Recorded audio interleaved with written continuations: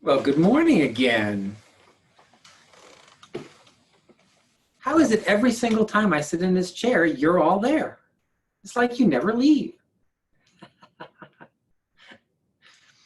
So before we dive into session 5, which is called Buyer Beware, I wanted to ask if there were any questions or struggles, successes that you wanted to share regarding some of the homework pieces, and some of those homework pieces being the budgeting, the quick start budget, and then the full-blown budget that you were to have taken a crack at, as well as the last week's homework of the debt snowball.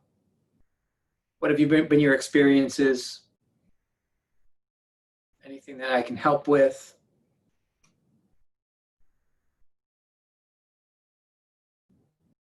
Have you done it? Aha. Now we got some reaction. So here's the thing, if you haven't taken steps to really start doing the work, I encourage you to do that this week. The whole point is to move you forward, right? And if you haven't started with the budgeting process, really dive into that. Set up a time, get it done, And then the debt snowball, probably even more important to get started on. You need to know where you stand in terms of your debt. You need to know what you can get rid of quickly and what you can work on over time, and how that's all going to feather back to the income that you need to earn. So do that. If someone gets brave or remembers a question from those homework pieces during Dave's session, we can talk about it at the end. But if not, oh, hold on, I think somebody just posted in the chat. Yeah, so if you look at what Tama wrote in the chat box, Tama says, I did the debt snowball 2 years ago, and now besides a car payment, she has zero debt, right? And so thank you for sharing that, Tama. That's awesome. Just one more testimonial to the fact that it works. And if you just put the process in place and then stick with the process, man, oh man, you'll be fascinated. Sometimes we look at debt, if we've allowed it to accumulate, we look at debt and think, how am I ever going to make a dent in this? And the answer is truly the question to how do you eat an elephant, right? It is one bite at a time. It is one simple payment at a time. It's getting rid of those smaller ones so that you feel the sense of victory and create momentum to then start attacking the bigger ones. And you have more and more available as you get rid of the small ones to work on the bigger ones. It's a brilliant system. It's simple, and yet it works. So do dive in if that is something that is necessary in your financial world. And don't wait. Don't wait, right? Love it. Alice says the same, right? Down to the house she lives in and some cars. Now all we have to do is get rid of those damn car payments. Car payments. They're like the bane of my existence. I refuse to. Every once in a while, Steve will say, so, maybe you should buy a new car. I'm like, buy a new car? Why on earth would I buy a new car? I don't want to buy a new car. No payments, no payments. Until or unless I have the funds to just go and buy a car cash. Buying a car cash makes sense to me when I need it. Buying a car on payments is a struggle, right? Because you pay more, almost always. All right, let's. Oh, and Jeannie says she just got rid of her car payment. Woo, baby! I love it. I love it. That's like music to my ears. All right, let's dive into Dave, and we'll talk at the end.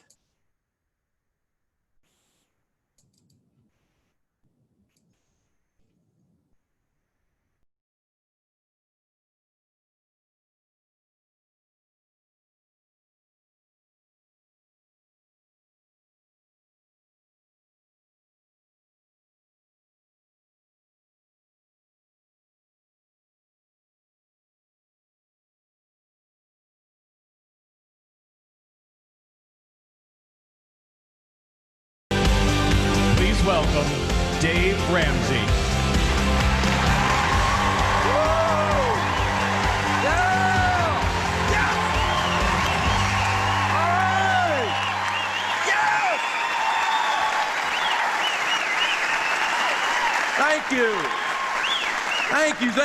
Thank you. Buyer beware is our lesson this evening. Make sure you find that in your workbooks. Buyer beware. In Latin, the term is caveat emptor. You now know all the Latin I know. I learned that in the real estate business. Back in the old days in the real estate business, we didn't have buyer's agents. The listing agent and the selling agent both got paid by the seller, and so the buyer technically had no representation. And so the saying in the real estate business that we were taught back in 1978 when I took my real estate test, the very first one I took, was let the buyer beware. And I thought of that when I thought of this whole subject matter for you. You, the buyer, need to beware. See, up to now, what we've been doing is teaching you about saving and relationships and money and getting out of debt and having a plan. And now what I want to explain to you is there's a massive group of people out there trying to sell you stuff. They want to interrupt your plan. Shields up, baby, because they're coming for your deal. They are messing with you. They're wanting to get their fingers, their claws, their wedges into your life and sell you stuff and interrupt your plan. And so I need to teach for a few minutes, and let's talk about how that works in our spirits, how this stuff has effect on us, so that once we have that knowledge, that gives us the shields to make wise buying decisions. Companies use every angle to aggressively compete for your money. Companies that don't do a good job of marketing and don't get your money go out of business. They are for profit. They're not evil. Their job is to sell you their stuff, their goods or services. To the extent they don't do that, they leave. So it's pretty desperate out there in the marketplace. They're fighting and scratching and clawing to get your business, to market to you, to convince you that what they have is not a need, it's not a want, it's a necessity. You have to have it. And they got to drill that down into your psyche. They work really hard to cause that to happen. We live in the most marketed to culture in the history of the world.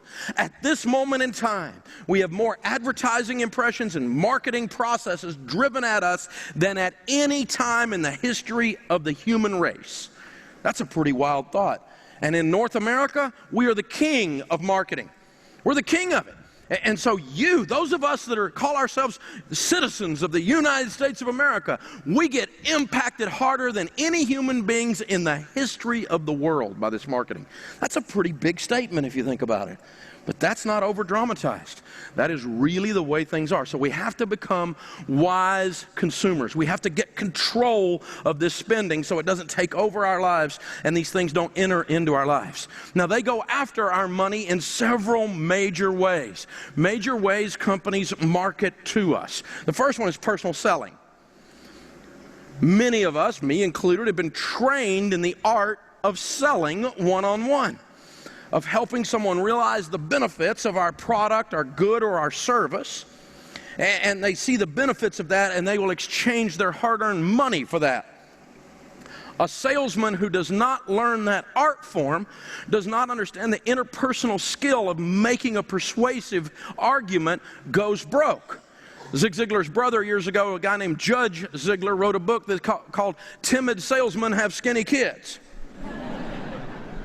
And if you don't learn how to sell in the sales situation, you have to go do something else. The classic salesperson, of course, is on the car lot. And the basic close. First thing we're ever taught in sales is never answer a question except with another question. And so someone comes up and they see a Ford Taurus sitting there and they see a green one and they say, "Do you have this in blue?" The salesman or sales lady that says yes is pretty quickly out of business. Or no. You never just answer the question. You say, I'll be happy to check on that, but now were you looking for a 2-door or a 4-door? I think a 4-door. Were you looking for the sport version or the luxury package? Oh, I'm thinking luxury. Do you think the sunroof would be in order, or are you thinking maybe you want to save those dollars? Oh, no, we don't want the sunroof. Did you want the one with all 4 wheels? And as I'm asking all of these questions, I'm basically filling out the order. The National Auto Dealers Association, that has studied sales in that setting on the car lot, knows that 88% of the time that someone is on a new car lot and does a test drive, if they leave the lot, 88% of the time they will never be back. And you promise them you're coming back. You really mean to come back. But by the time you take a test drive, you have car fever. And it causes you to lie. You didn't mean to lie, but it causes you to lie. Oh, because he's such a nice guy. We're just going to look around and then we'll be back. In 72 hours, you'll buy a car. And 88% of the time, you won't be back. In the car business, they call them be-backs. So when they start that "I'll be back" thing, you get ready to leave. You say, "Oh, I'm coming back, I promise." You look down, there'll be something around your ankle, and it's the salesman. Don't leave, right? Because they know if you get off the lot, 9 out of 10 times they've lost you. You're gone. It's the basics of selling.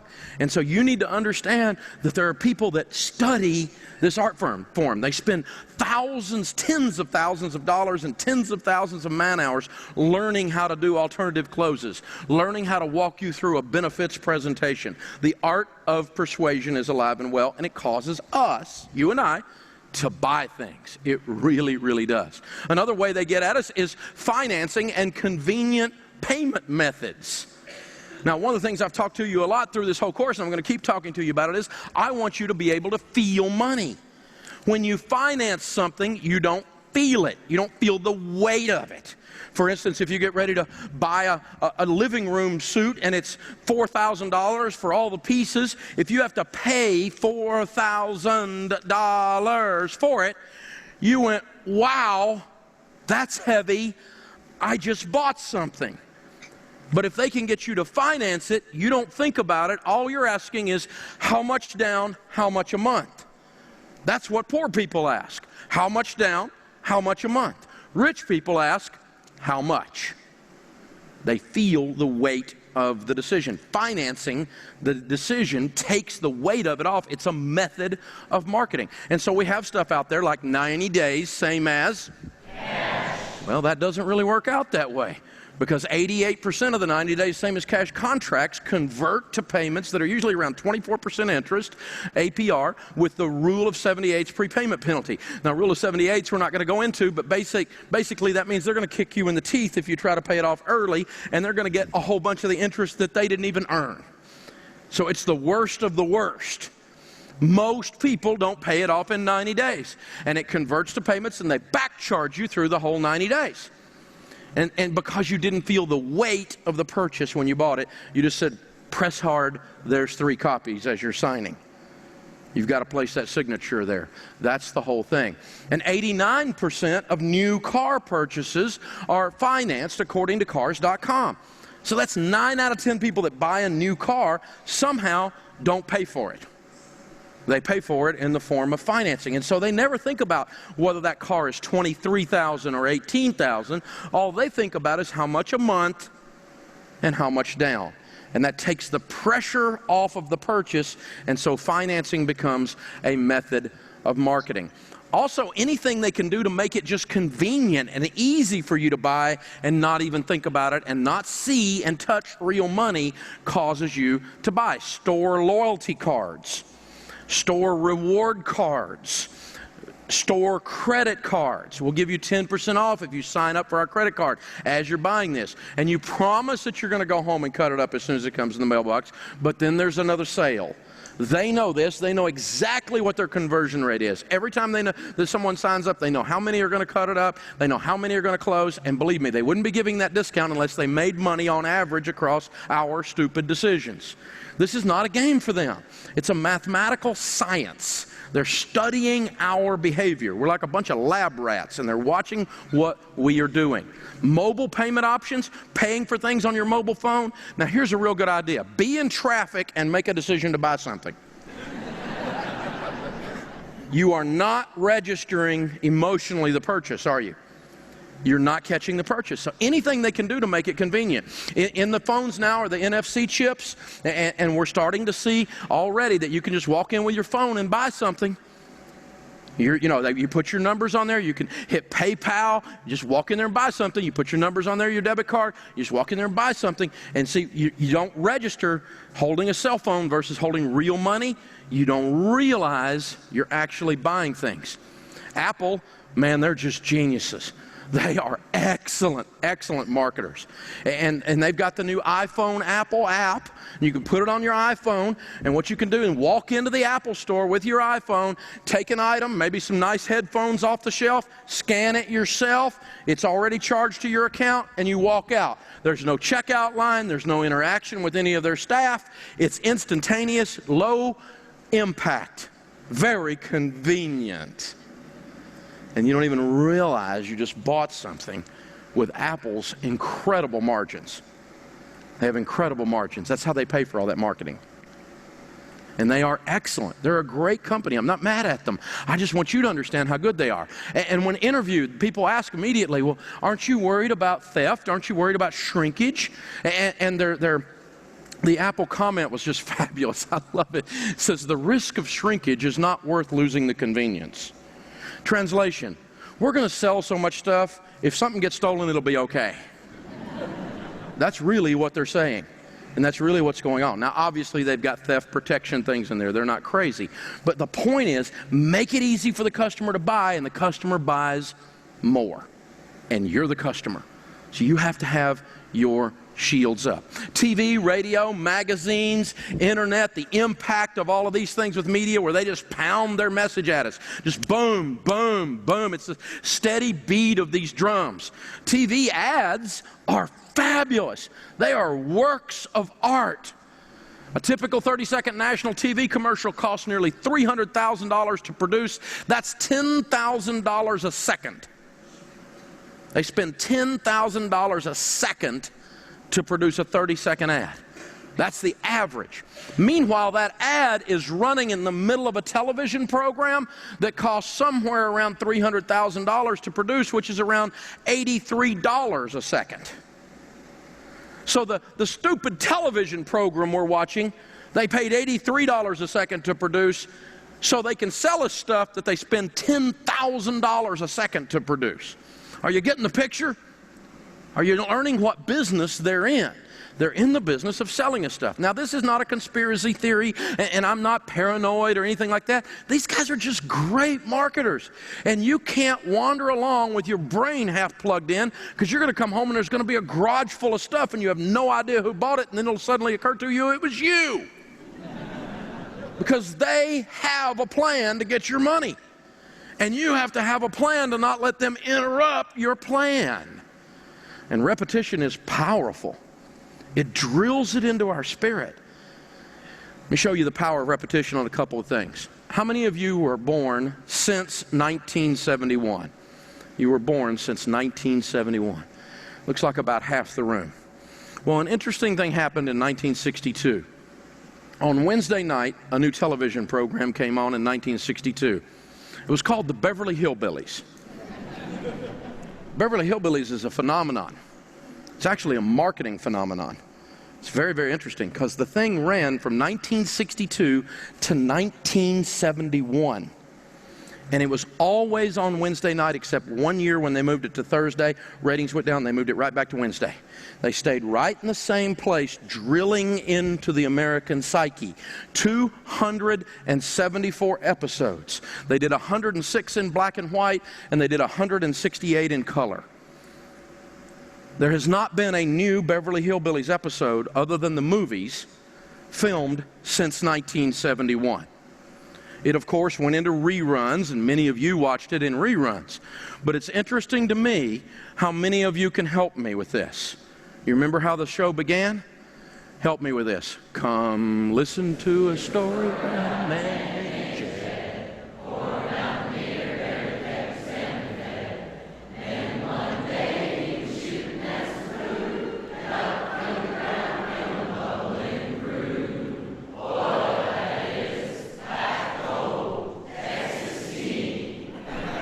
We could keep going. Well, first thing you know, we won't, okay? Right? Half the room wasn't born yet, and everybody in here can sing it.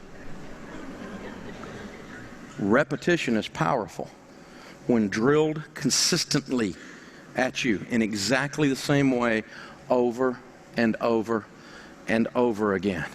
Think about this. Finish this one for me. Things go better with Coke. 1968 is when that slogan came out. You deserve a McDonald's. 1971. This is how powerful this is. Think about it. Where's the 1985, and it was such a popular advertisement, and we worship marketing so much in this country, they brought it back as a retro ad, didn't they? And of course, Clara Peller died in 1987. Here's the oldest one, and everyone can do it. They're still using it. Melts in your mouth. M&M's, 1954. And you tell me marketing doesn't work? And we're singing all this stuff like it's an old hymn in here right now. This stuff works. It has power. It has integrated itself into our lives to the point that we'll buy an old Coca-Cola antique sign to put up in our den. People will buy t-shirts for the opportunity to wear these brands and be walking billboards for other companies and pay for the right to do that. How interesting a culture we now live in. this is fabulous, but you, in order to have financial peace, have to get your shields up. Now, you can enjoy the process of buying things, but you now need to be an adult and not just be led to the slaughter like a bunch of sheep anymore.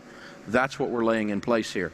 And of course, the one I love is Amazon's One-Click. Oh, I love Amazon One-Click. That's where you set up an account with them, and anytime you see something, you just click on it, and you just click on it, and click on it, and my whole basement was full of books. Because I'm a book junkie. Make it easy for the customer to buy, and they will buy more, whether it's convenience or whether it's financing. Then there's product positioning. Now, product positioning takes on a couple of different forms. Form one it takes on is it takes on the form of how they position themselves in our minds. For instance, Mercedes has done a great job marketing their product. Mercedes is a great car. I love them. They're awesome. And they position themselves in our mind as the car that holds its value. Mercedes don't go down like others. Yes, they do. It's a myth. Cadillac actually spent $100 million on an advertising campaign back in the 90s. Full-page ads everywhere showing the statistical evidence, the real numbers that Cadillacs percentage-wise held their value better than Mercedes. But Mercedes had done such a good job sticking that in the American public's mind that no one believed the ads, and the ad campaign was a flop. And it was based on facts. But they positioned their product in our minds in a certain way where we believe it. And of course, anything that Apple produces is really cool. I mean, I got Apple stuff just hoping I'd get some spike hair. There was almost one, and then it went away. I mean, I didn't want to be a PC, even though I'm an old bald guy. What great marketing. What a great job they've done. They are the cool of computers. They're the cool of electronics. They're the cutting edge. And they position themselves marketing. Now, they may or may not have a better operating system. They may or may not have a better handheld device. Doesn't matter. They've convinced everybody that they do. That's marketing. And they put it in your mind.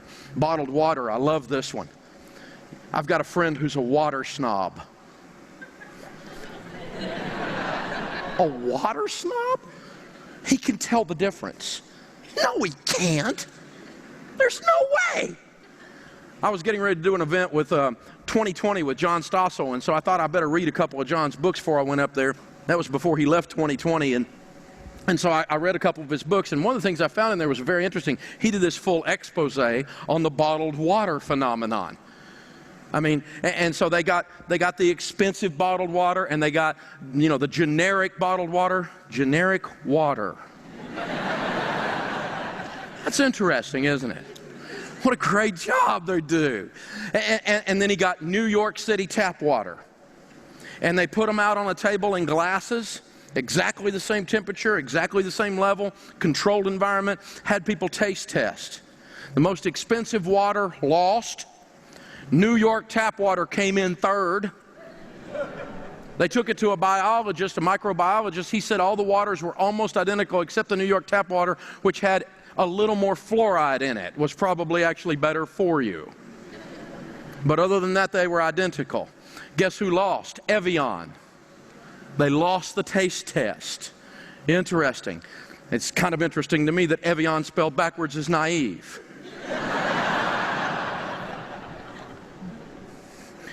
Color in terms of product positioning. You take like an ERA real estate sign, that ugly orange. I used to work for those guys. It gets your attention. You see it when you're driving. The color matters. It doesn't blend in with the landscape. That was a professionally done color analysis to come up with that orange. And since it worked so well, apparently the same company that comes up with ugly colors that catch your attention did Century 21. So we got yellow and orange. Feel like we're in traffic school, right? But it catches your peripheral vision as you drive by. Oh, there's a house for sale. And they're positioning themselves. They're doing everything they can to get your attention and hold your attention. Shelf position matters. The books that are in the bookstore are not at the front because they're the best books. That's because those of us that are authors have publishers that paid that bookstore for that shelf position. If you're a Nabisco and you want your Oreos in a certain place in the store, and you do want them in a certain place in the grocery store, you will pay for that shelf position. Merchandising, Grocery stores are some of the best merchandisers on the planet. They study how you work the aisles better than anybody else. They put the stuff at the right position. All the kids' stuff is down here. Of course, the impulse things, Wrigley's gum was the first to discover that right there at the register, right? And that made the Wrigley family wealthy because they had the impulse items right there at the register. This stuff is not done on accident. These people study you and I like lab rats. They are all over us. And so what happens is this. I'm out there pumping my gas, and the stupid debit card thing won't work, and it's hot. And so I'm kind of aggravated now.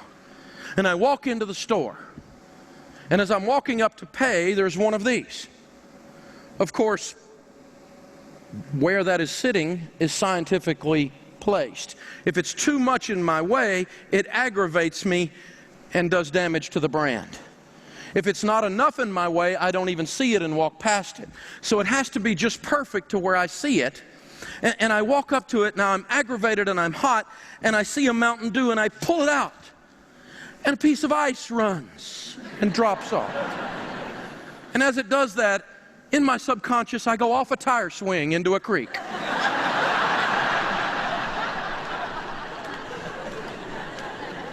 And I walk over and pay more for this than I would have paid for a case of them across the street at the grocery store.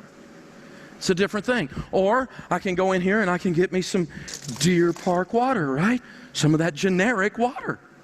I'm not sure we should be drinking from where a deer parked. Something to think about. They position things in such a way that we see them, touch them, feel them, see them. The colors, the shelf position, none of this is an accident. People who do these things by accident go out of business. The competition out there is too fierce. You and I have to beware. When we're facing significant purchases, we need to be really, really careful. A significant purchase is anything around $300 or more. Some of you that are very wealthy, it may be a little bit more. Some of you that are very broke, it may be a little less. A significant purchase will cause changes in you physically when you make it. You'll get a little sweat in your palm, a little sweat on your upper lip. Your eyes will dilate a little bit. Your heart rate will increase a little bit. In general, you're going to have a physiological reaction called excitement because you're getting pumped. I'm getting to buy that thing. And if you have that reaction, there's a chance that the next day, those physiological changes in your body have worn off, and you will have what's known as buyer's remorse. Have you ever bought something and woke up the next morning and go, oh, Lord, forgive me, what did I do? We've all done that. I used to sell high-end houses, expensive homes, and we had a tremendous buyer's remorse the next morning. People would come in and want to get back out of the deal. And so we had a company come in and teach us how to sell against that.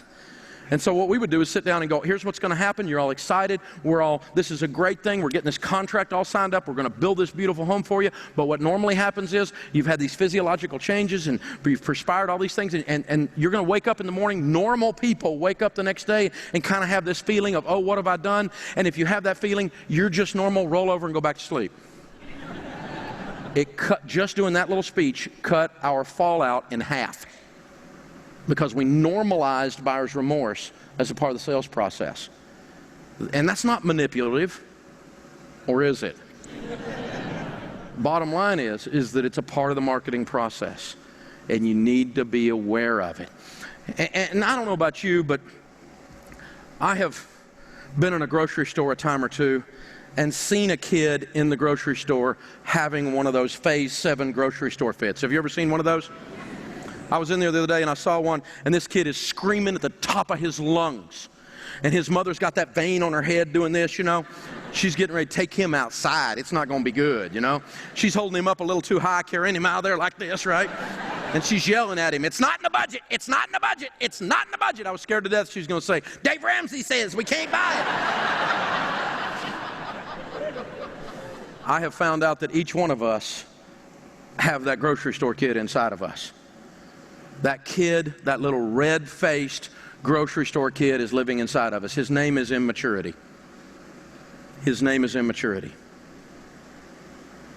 And I know this because I went down to the furniture store and I saw this lady dressed real nice, about 40 years old, standing beside a leather couch going, I want one, and you're going to buy it. And I went to the boat show and I saw this guy in camo, and he's standing beside a bass boat going, "I need a bigger engine, those bass are outrunning me." And I went to the golf store, and I saw a guy in there going, "I need a big Bertha, I can hit the ball like Tiger with the big Bertha." And I went back to the furniture store, and there was another lady in there beside a china cabinet going, "We need a china cabinet. I know we don't use the china, but I want a cabinet to put it in." And everywhere I go, including me when I go to the electronics store, "Oh, Dave, big screen fit, aisle 3. Yeah. We all have that little kid inside of us. He's inside of us, and he throws a fit. If we don't make that little kid behave, in other words, if you and I don't grow up and make our decisions based on the money that we really have, not on our little desires, and I work so hard I deserve it. Oh, shut up. Seriously, whine. Call the wambulance. Really.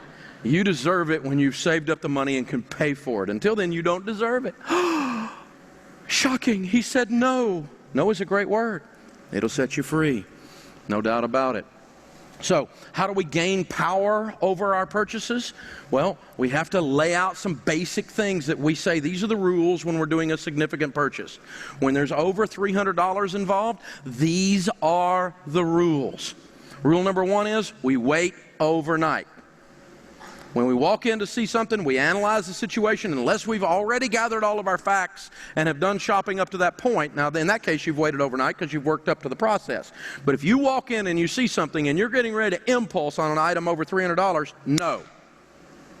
Sharon and I, our rule is we wait. We step back and we wait overnight. It might be gone. There's only one. What is it, a Picasso? They're shrink wrapped on a pallet in the back. Please. There is more than one. And if you get back tomorrow and there's none left at all and you missed out, maybe God is saying you weren't supposed to have it. You mean God says no? Uh-huh. He says no all the time. Chuck Swindoll says he says yes, no, or grow. These are the 3 answers to prayers. Yes, no, and grow. So what we're saying is he who is impulsive exalts folly. That's what the proverb says. He who is impulsive exalts folly. Folly is the verb of a fool in action. So when you're impulsive, and when I'm impulsive, especially on purchases, that's a fool in action. The second thing we want to look at is we want to consider our motives, because no amount of stuff equals contentment or fulfillment. Is this a need or is this a want? I'll help you with that. It's a want. Your needs are met. You have food, shelter, clothing, transportation, and utilities. Your needs are met. To buy a better one is not a need. I needed another house. No, you wanted another house. I need a better car. You don't need a better car. You want a better car. Basic transportation is there. You're just whining about what it is. There's nothing wrong with getting a better car, but quit telling everybody it's a need. You're being a child. It's a want. There's nothing wrong with buying wants. I want you to live like no one else so that later you can live and give like no one else. It's okay, but just be an adult and say, I saved up the money, I worked hard, it fits in our overall plan, we've made a mature decision, I want it. That's okay. You're not a bad Christian because you wanted something. There's nothing wrong with you having some nice things. But let's just call it what it is. And quit chasing happiness with stuff. I'll be happy if I just got that. I'll be happy if we could live over there. I'll be happy if I had a car like that. I'll be happy if I had those shoes. I'll be happy if I had that purse. I'll be happy. No, you won't. Happiness is the bully in the schoolyard. He draws a line, and as soon as you step across the line, he backs up and draws another line. He keeps moving the line. You will never catch Mr. Happiness. And money cannot buy happiness. Money can buy fun. And it's okay for money to buy some fun.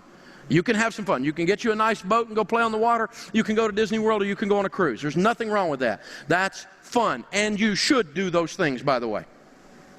There's nothing wrong with that. If you save up and pay for it, and you're doing the other things we talk about.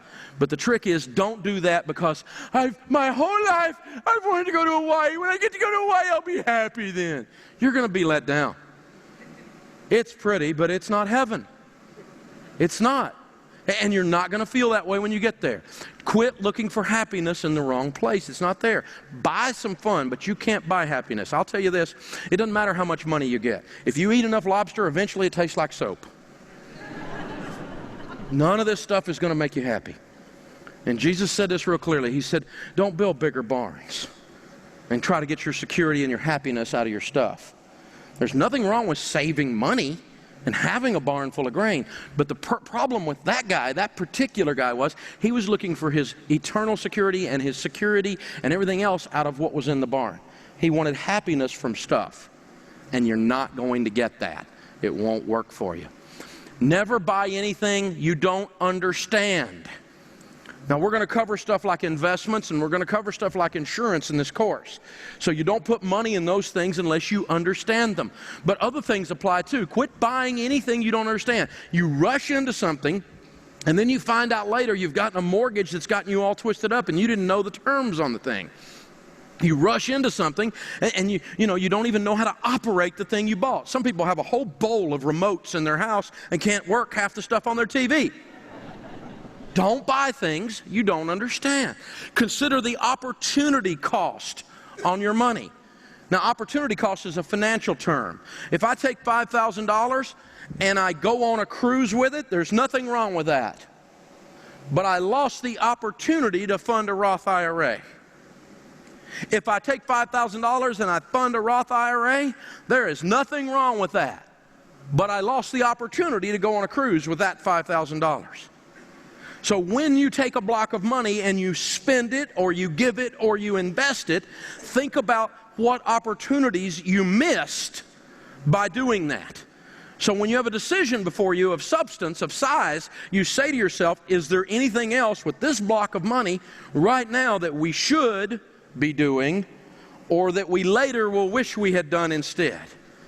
That's the missed opportunity thing. A guy that I know in the investment business, when he was in his 20s, he was very successful selling investments. And he set a goal. When I make $100,000 a year, I'm going to take $40,000 out of my mutual fund and buy myself a brand new Mercedes. The year was 1986, many, many years ago. Well, sure enough, he hit his $100,000 mark, and he went down to get the new Mercedes. He was a young pup in his 20s. The Mercedes guy's like, how are you going to pay for this? And he said, well, I just took the cash out of my mutual fund. I'm going to write a check. And the guy's like, okay, let's look, right? And so he says, I get that Mercedes, and he said, I just want to test drive it. And the guy said, that's fine. Why don't you just take it home? And you can come back tomorrow, and if you want to buy it, we'll do the paperwork then. Because once you take it home, you know you can't bring it back, right? That's a sales technique. And he said, I drove that thing, and out there on the emblem was that Mercedes right there on the hood sticking up out there. And he said, man, that was just saying to me, you are a success. And he said, in case I didn't look there, I could look right there on the steering wheel. There was another one saying, you are a success. He said it was everything. It smelled rich. It was rich. It was fun to drive. I pulled up in the driveway. My wife came running out squealing, and she's like, you did it. You did it. You finally hit your goals. I'm so proud of you. Your success. The neighbors came over. They rubbed on the car, the whole thing. He said, I made a mistake. I took out my financial calculator and I looked at what my $40,000 for this Mercedes might be worth in a few years, and I couldn't do it. I took the car back. I bought a $6,000 car. I put that $40,000 in a mutual fund. He said, I never added to it.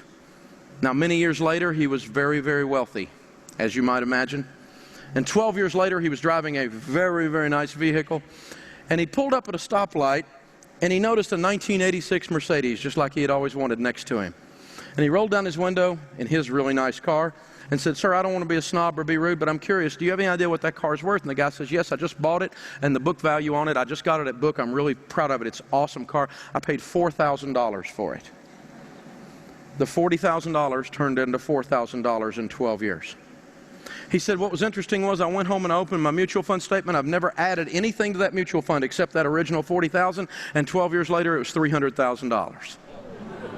He said, so I could have had a $4,000 car or a $300,000 mutual fund. I think I made a good choice. That's the opportunity cost on your money.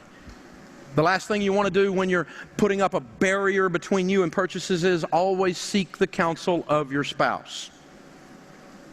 Always talk it through with your spouse. The Bible is real clear on this. Who can find a virtuous wife? For her worth is far above rubies. The heart of her husband safely trusts her, and he will have no lack of gain. Gentlemen, listen to me carefully. If you are married to a virtuous wife, lady, that means you are not a barking chihuahua. And God did not give you permission to become the Holy Spirit here. But if you are married to a virtuous wife, like I am, and you will listen to her counsel on these major decisions, look at that very carefully. You will have no lack of gain. And by the way, I think God wouldn't be mad at us for taking a little bit of liberty for that and switching it around a little bit. Who can find a virtuous husband? For his worth is far above rubies. The heart of his wife safely trusts him, and she will have no lack of gain. Learn to work together when you're married and seek the counsel of your spouse. You will make much better decisions. Sharon and I do no giving, and we do no major purchases. We do almost no minor purchases unless we are in unity on the decision. We have to be unified on the decision. If we're getting ready to give to something, to some ministry, and Sharon has a bad feeling about it, if she has a feeling, that's known as the Holy Spirit. We listen to that. She's from the South, and one of those feelings, every time financially I go against one of those feelings, costs me $10,000. I quit going against those feelings a long time ago. And you know what? Sometimes she's looking at something and I have a sense about it.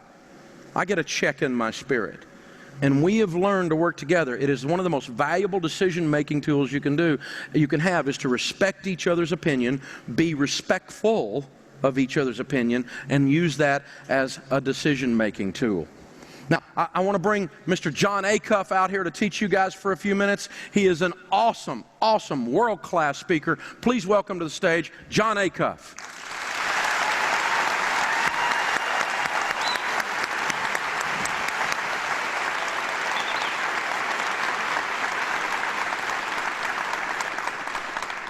It is an honor to be here with you tonight. And I want to start our conversation off with a story about my family at the Free Zoo.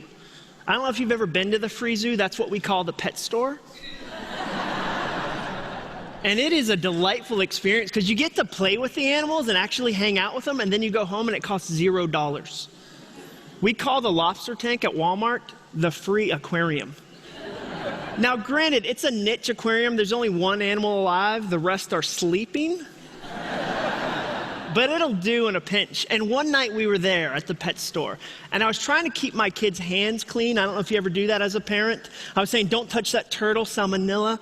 Take this antibacterial foam and spray. And I was doing my best. And we got in the car, and I felt like I had won, like I had been a good parent that night until we were driving away. And I looked up in the rearview mirror, and McCrae, my one-year-old daughter at the time, had taken off her shoe, her little yellow Croc, and was licking the bottom.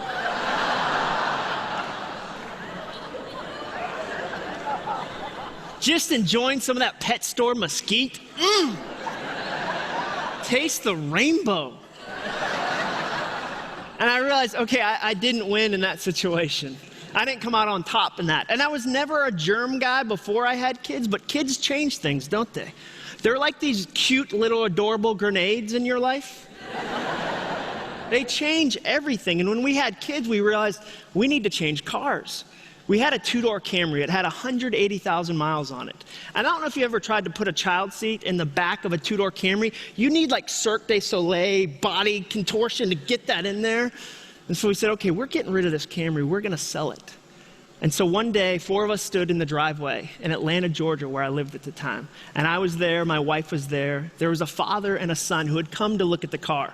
And my wife said, I think the car's worth $2,100. I feel like $2,100 is a fair price. And then I said, I think $2,000 is fair. And then it got kind of quiet, like the air got sucked out of the moment. And my wife said, can you hold on just 1 second? I'm just going to talk for a second. Did you just talk us down? Like, we're on the same team in this. Did you just reduce the price? You're a horrible negotiator. Can you go inside while I finish this?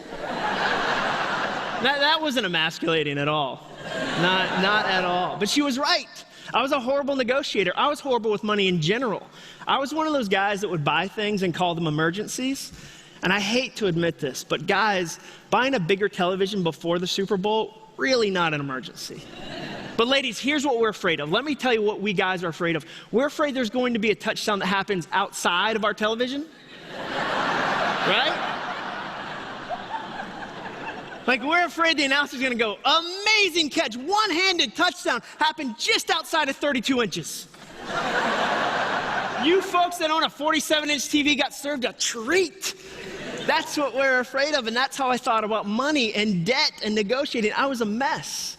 So what happened? What changed? How did I get up here? Well, I started to learn the principles Dave teaches in Financial Peace University. And it changed my life. It changed the way I looked at money, and it even changed the way I looked at negotiating. Because I used to feel like negotiating was really complex and complicated, but it's actually not. It's really pretty simple. In fact, there are 7 simple rules for successful negotiating, and that's what I want to tell you about tonight. Rule number 1, always tell the absolute truth. You should write "don't lie" in your workbook, because that's just a good rule for life. And it's a simple one, but you'd be surprised how tempting it is when you're in the middle of a negotiation to fib the details a little, to save a little more money. But let me tell you, your character is worth more than $50.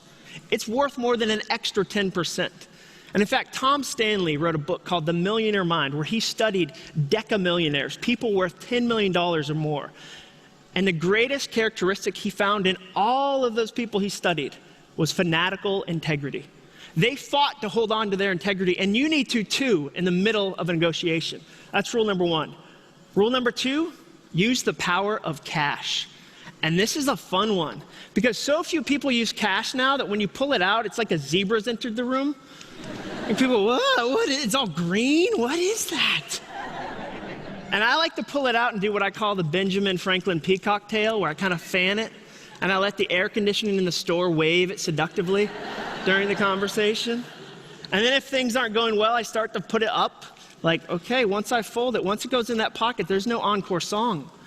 I mean, it's not coming back out for another number. Use cash, it's powerful.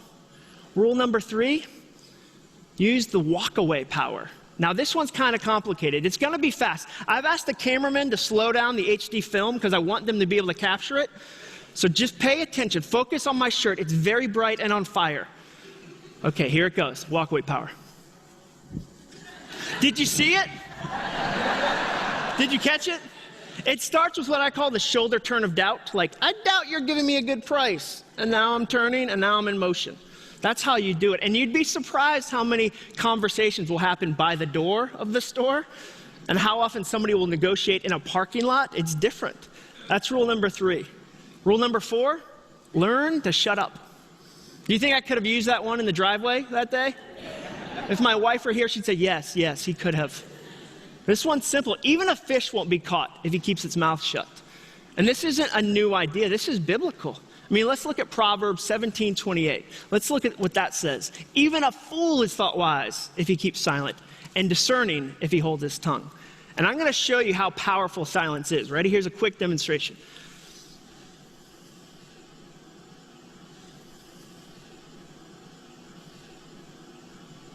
Woo! Wasn't that tense? Didn't you want me to talk? Oh, it was awkward.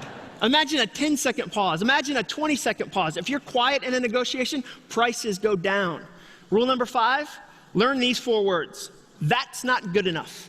Say, that's not good enough. That first price, that's not good enough. You combine that with the silent treatment, that's a powerful tag team. Those 2 are brothers. That's an easy one to do. That's not good enough. And then you sit there. Number 6, learn to identify the good guy, bad guy technique. And you see this sometimes at auto dealerships, and we're not saying use this. We're saying know when it's being used against you. You see this when you go to buy a car. You go in, and the guy on the sales floor goes, I love this car. I want to put you in this car at this price. I want to give you free stuff like undercoating. It's not real, but I'll throw it in there. You go, this guy's for me. He's on my side. He goes, let me just check in the back room with my manager. Then he walks back here to a break room, has a coffee, maybe a cinnamon dolce latte. Checks his watch, comes back out and goes, oh, that guy, I want to give you this price. I'm on your side. We're BFF. He won't do it. He's really mean. He has one of those mean goatees, like the pointy kind. I'm so mad. If you see that starting to happen, you're getting played. Be careful. And the last rule, number 7, is learn to master the if I take away technique. If I take away. In any given sale or negotiation, there's multiple things on the table. Let's look at TVs as an example, because I referenced that earlier. If you go to buy a new TV right now, they'll say, hey, we've got this surge protector and some extra cable and some 3D glasses. And if you know you don't need those other things, you can say, all right, if I take away the 3D glasses, what's the new price on the TV? If I take away the surge protector, what's the new price on the TV? And you'll be able to change the price. And those are the 7 simple rules. But if you really want to be a master negotiator, if you want to get great at it, there's 2 things you can do. 1, go to the online resources and watch the free lesson. Dave does an entire free lesson about the ins and outs of negotiating. And the second thing you can do is keep listening to the guy who taught me everything I know about negotiating. The guy I get to bring back up on stage. Ladies and gentlemen, Dave Ramsey.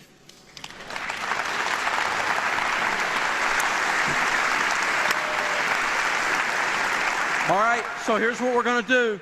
We're going to keep these people from interrupting our plan. Our plan is to live like no one else so later we can live and give like no one else. We're going to decide when to make the purchases. We're going to have power over purchase. We're going to do those things every single time. We're going to use those negotiating techniques that John talked about every single time, and we're going to do the steps I talked about every single time when you're doing a major, significant purchase. Now, what is your 1-minute takeaway? Write it at the bottom.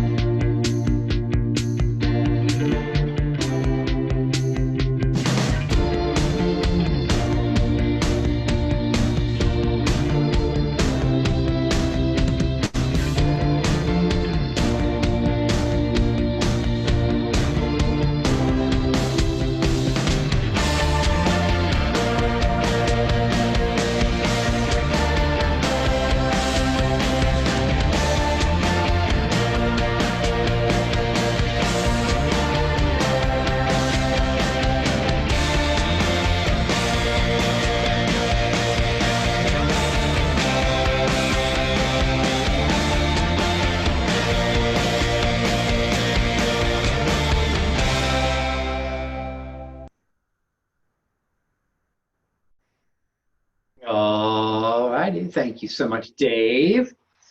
So what did we pull out of that? There's some good nuggets in that one. What did we pull out?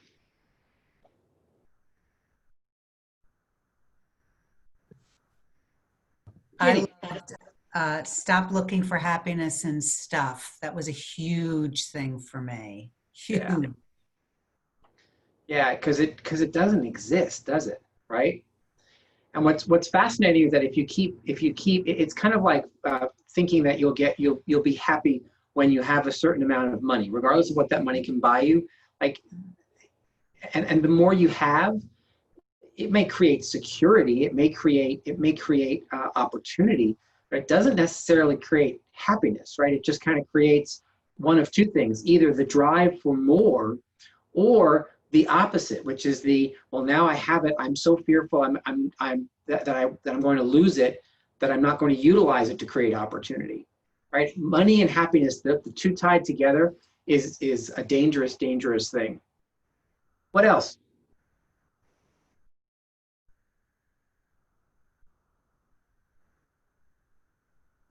I thought it was interesting about, I could relate to this, about how our bodies and our minds can play tricks when we're looking to buy something. It's like we can be aware of it, but we haven't identified it. Yeah. Yeah, it's the old justification thing, right? And it's funny, the more you study all this stuff, and I think also the older you get, I can tell when I'm justifying something. It's like I start going down that path, and about halfway through it coming out of my mouth, I'm thinking, oh boy, this sounds like massive justification. Like, what if we just pulled back from that and said, okay, is it a smart choice or a not smart choice, right? I'm an adult. I get to do what I want. is this a smart path forward, or is it a foolish path forward? I think that ties right into, for me, the biggest takeaway from this session, this lesson, is the concept of opportunity cost. It's just so massive. Again, we're adults. You get to spend whatever you want. Do what you want, right? I can remember. This might be more information than you need, but I can remember being in like my mid-20s and waking up one day thinking, you know what? I could have ice cream for dinner if I wanted to, and no one can tell me no. It's like that moment you're like, I'm just my own man. I'm an adult. I can do whatever it is I want. Well, sure you can. It doesn't mean that it's a smart decision, right? And so, and maturity, he mentioned a level of immaturity around finances. And what I've learned over time is that really is true. And it's not immaturity except from the perspective of financial immaturity, right? And that has everything to do with understanding that every dollar you spend could be used differently if you chose a different path for it. And are you making sure that the other path isn't a more profitable path for you? Anybody have any other thoughts about opportunity cost? Because that's really a big part of this lesson. I liked his comment, and I think it's very wise to think about something overnight before you buy it, so you don't do that impulse buying. Yeah, because impulse buying, I think at some point, and maybe he hasn't said it yet, but impulse buying almost always involves credit cards, right? It hardly ever involves cash. And when you use credit cards, you end up spending 47% more than what you would have if you followed your process and brought cash to the table. Right? And so my question for you, based on what Alice put on the table, is, do you have a process for how you spend? Right? Do you have a system for that? Because if you have no system, there's no barrier. There's nothing stopping you from just going and going and going. Waiting overnight, having a conversation, right? I literally, when it's a big purchase, I take out my pen and calculator and I write through what that looks like. What are the alternatives? I'll give you an example of something silly. Maybe you'll laugh, but it's a true story. Back in the fall, I decided I wanted to go see Lady Gaga perform in Las Vegas, right? Because she has that residency show, and I thought, oh man, I don't like Las Vegas. Just to put that out there. But I thought, well, that's where she is. Residency show. It'll be like a big greatest hits thing. It'll be awesome. It'll be great. And I went online and I was looking at dates this spring. Interestingly enough, good thing I didn't purchase them for this spring because I wouldn't have gone anyway. But the dates were for like April and May of right now. And the best ticket I could find for where I wanted to sit was like $2,000 a piece. And I looked at that and I thought to myself, $2,000 a piece? That's nuts.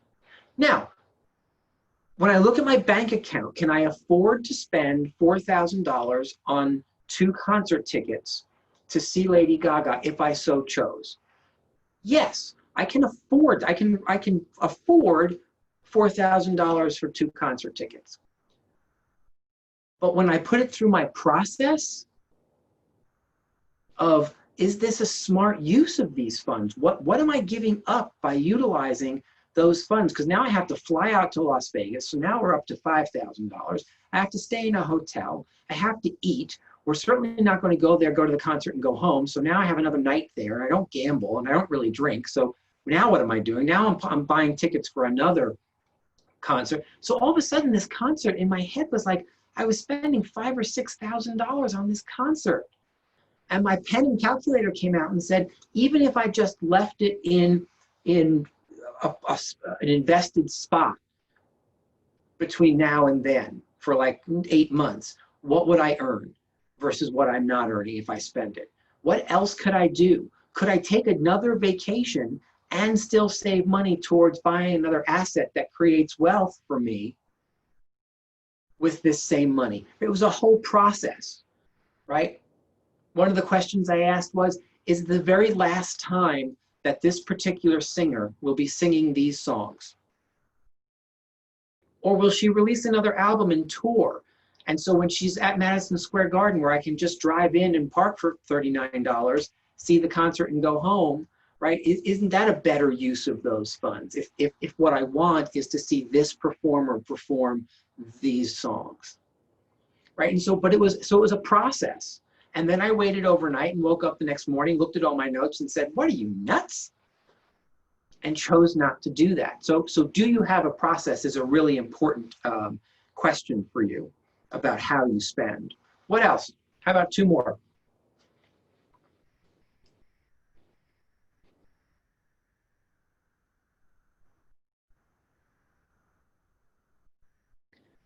I liked rich people ask how much.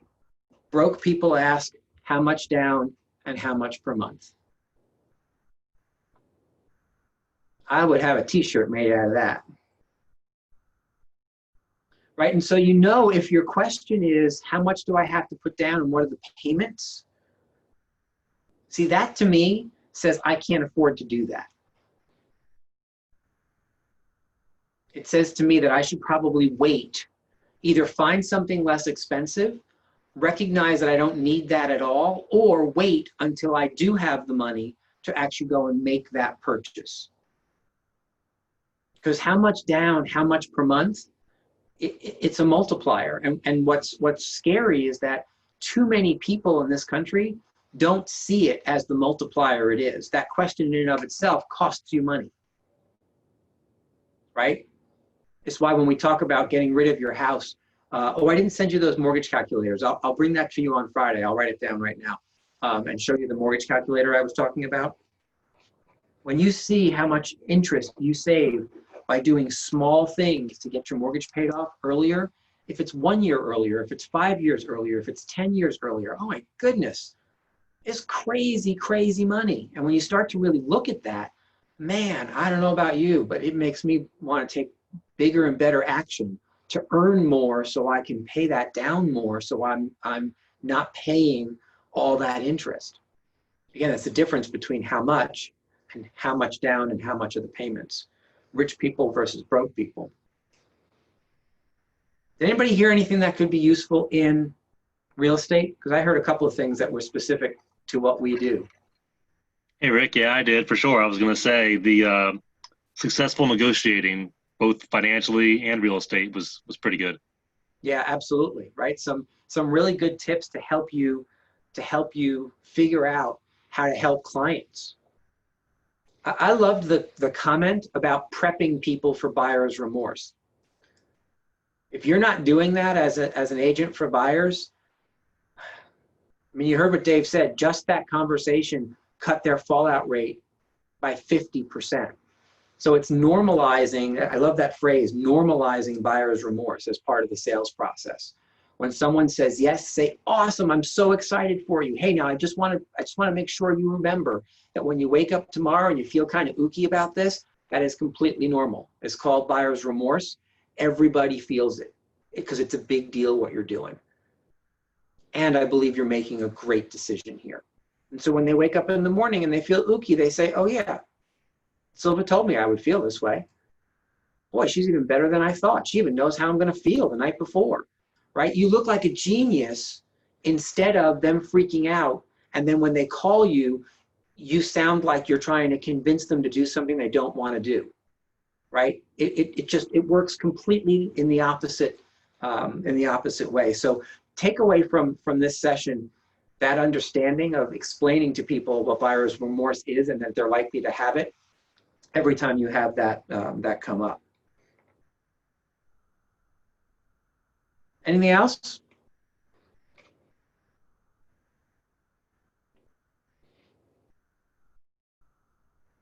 So we can close on this. I heard a word that I think I've been through this 11 or 12 times at this point. I heard a new word, at least a word that I had forgotten about that I'm really in love with. Did anybody else hear the word that I heard? Decamillionaire. Oh, baby. Now there's something I think I want to stitch into a pillow. Decamillionaire. People who are worth at least $10 million or more. So that's my next goal. Decamillionaire. I'm changing everything else. I'm just going for decamillionaire. So write that down. Write down what your net worth goal is. Right? Is it that $10 million? Is it $5 million? Is it $2.5 million? Is it $1 million? Is it $500,000? Is it $250,000? Is it to not be negative? Is it to move back to zero so that you can start on your plan towards some other net worth, right? It doesn't matter what the number is. Don't use the number as a judgment. Use it as a starting place on a map.